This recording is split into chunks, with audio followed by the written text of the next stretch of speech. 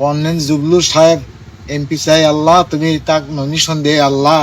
সারিয়াকান্দি ও সোনাতলা এই দুটি থানা নিয়ে গঠিত বগুড়া এক আসন।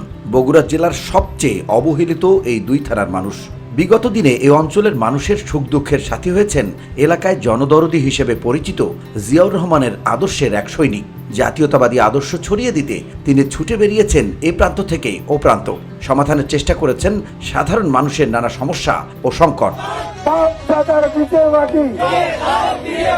যে মানুষটির কথা বলছি তিনি আর কেউ নন, বগুড়া এক আসনের মাটি ও মানুষের নেতা কর্নেল অবসরপ্রাপ্ত জগলুল আহসান।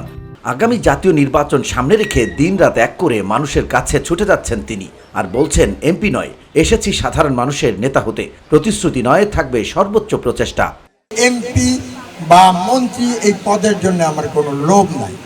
যদিও এই এলাকায় যারা ক্যান্ডিডেট আছে তাদের মধ্যে যদি একজন মন্ত্রী হওয়ার কোয়ালিটি থেকে থাকে আপনাদের দোয়ায়, তাহলে আমি এই সোলের আছে, আর কারণ নাই।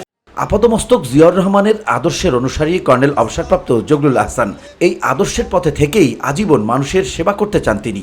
আমি বললাম আমার এলাকার জন্য করে যাব, দোয়া করেন আল্লাহ যেন আমাকে আর 10টা বছর বাঁচায় রাখে, এবং একটা সময় আপনারা যেন বলেন সোল একটা আসিল কই দিয়ে গেছে, এই মন্ত্রীর দরকার নাই।